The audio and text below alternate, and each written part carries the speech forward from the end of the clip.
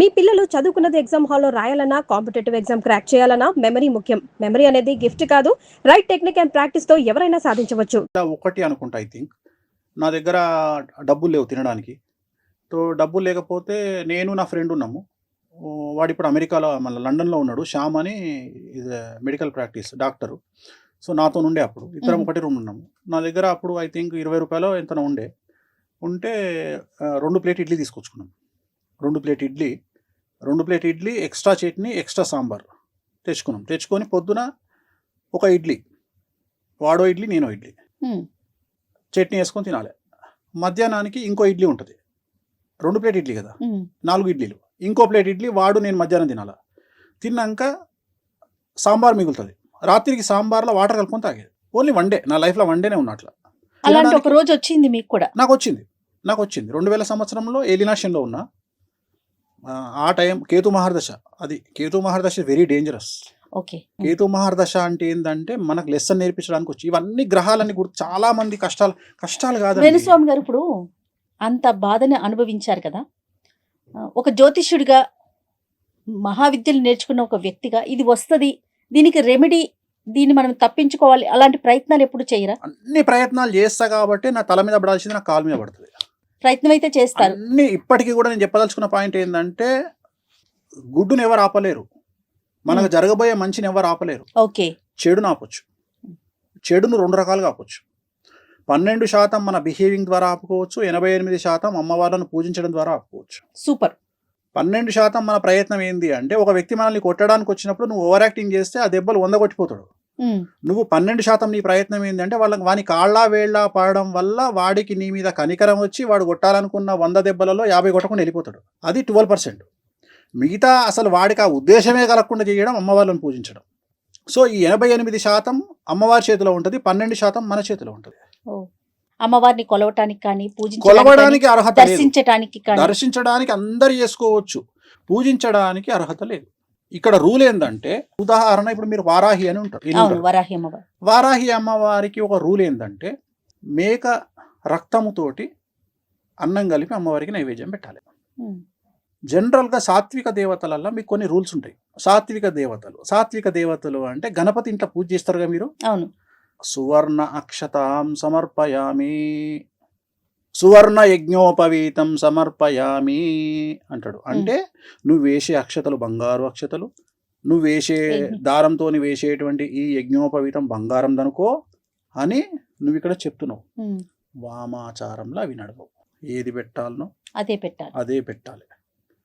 అరటిపండు పెట్టి బంగారు పుష్పం నడవదు. ఏది పెట్టాలనో అది పెట్టాలి. వారాహి అమ్మవారు ఉంది, మేక రక్తంతో అన్నం కలిపి పెట్టాలంటే అదే పెట్టాలి. మనోళ్ళు ఏం చేస్తారు, కుంకుమ నీళ్ళు వేసి పెడతారు. ఇవి తప్పు. రూల్ ఏంటంటే నువ్వు అమ్మవారికి ఏమి ఇవ్వాలనో అది ఇవ్వాలి. ఇప్పుడు ఏం చేయాలో అది చేస్తారు. ఆచార వ్యవహారాలను ఖండించగలిగినటువంటి నాలెడ్జ్ మనకు లేదు. కొన్ని వేల సంవత్సరాల నుండి వస్తున్నటువంటి ఆచారాలను వ్యతిరేకించేంత సినిమా మనకు లేదు. ఆమెకు ఏం కావాలనో అది ఇయ్యాలి, మనకి ఏం కావాలనో అది తీసుకోవాలి. అంతేగాని నేను అన్ని ఆల్టర్నేటివ్ చేస్తా. చాలా మంది మేము నాన్ వెజ్ తినమండి, మేము సాత్వికంగా చేస్తామండి. చేసుకో, రిజల్ట్ వేరే వస్తుంది. నువ్వు సాత్వికంగా చేసుకోవాలనుకున్నప్పుడు గణపతి పూజ చేసుకో, ఇంకో హోమం చేసుకో, ఇటువైపు రాకు.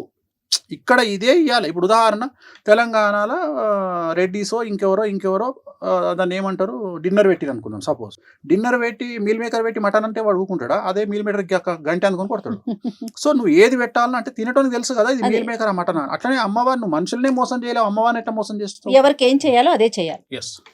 సెలబ్రిటీ జ్యోతిష్యులు మీరు కదా, మీ తర్వాత అంటే ఈ విద్యని నేను కొంతమందికి అందించాలి, మీ శిష్యుల్లాగా ఉండాలి, వేణుస్వామి పేరు నిలబెట్టాలి, అలాంటి వారిని ఎవరినైనా మీరు తయారు చేస్తున్నారా? ఉన్నారు, ఒకళ్ళు ఇద్దరు నేర్చుకుంటున్నారు. ఒక 2 అమ్మాయిలు నేర్చుకుంటున్నారు నా దగ్గర నేర్చుకుంటున్నారు. ఆల్రెడీ వాళ్ళు సెలబ్రిటీలు, చాలా పెద్ద సెలబ్రిటీలు, అంటే ఫైనాన్షియల్ సెలబ్రిటీలు. ఓకే. అంటే రాజభోగులు వాళ్ళు, అంటే బాగా డబ్బులుండి, బాగా ల్యాండ్ లార్డ్స్ ఉండి అట్లా. ప్లస్ మా పాప కూడా నేర్చుకుంటుంది. సో నెక్స్ట్ జనరేషన్ లో వేణుస్వామి గారి పాపను కూడా చూడబోతాం. డెఫినెట్గా. వేణుస్వామి గారు, నమ్మకం వేరు, మూఢనమ్మకం వేరు. దీనికి ఉన్న డిఫరెన్స్ ని మీరు ఎలా మాట్లాడతారు? మనల్ని ముందుకు తీసుకెళ్లేది నమ్మకం, మనల్ని ఆపేది మూఢనమ్మకం.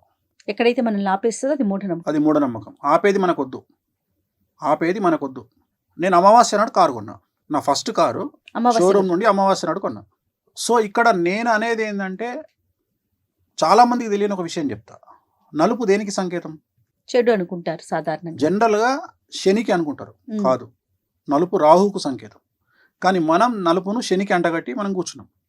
మీరు అబ్జర్వ్ చేస్తే ప్రపంచంలోని సెలబ్రిటీలు, ఇండియాలోని సెలబ్రిటీలు అందరూ వేసుకునే బట్టలు నలుపు, వాళ్ళ కార్లన్నీ నలుపు, సీఎంల కార్లు నలుపు, మినిస్టర్ల కార్లు నలుపు. అవును. ఎందుకు అంటే రాహువు వాళ్ళ స్థాయికి రావడానికి ప్రత్యేకమైనటువంటిది రాహు. ఉమ్. సో జనరల్గా కొన్ని కార్లు, కొన్ని కంపెనీ కార్లు కానీ బట్టలు కానీ మనం జాతకాన్ని విశ్లేషించి ఈ బట్టలు వేసుకుంటే బాగుంటుంది. కొంతమందికి నలుపు వద్దని చెప్తాం 90% జనాలకు, కొంతమంది నలుపు వేసుకోమని చెప్తాం. ఎవరికైతే రాహు ఉచ్చలో ఉంటాడో వాళ్ళని నలుపు వేసుకోమని చెప్తాం. వాళ్ళు నలుపు వేసుకోగానే వాళ్ళకు విపరీతంగా యోగిస్తుంది.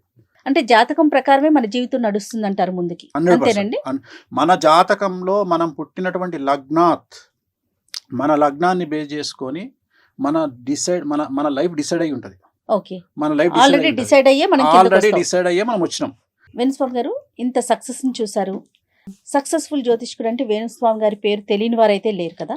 ఎవరికన్నా థ్యాంక్స్ చెప్పాలి ఈ సందర్భంగా అంటే మీరు ఎవరికి చెప్తారు? నా లైఫ్లో నా వైఫ్, నా పాప ఇద్దరికి.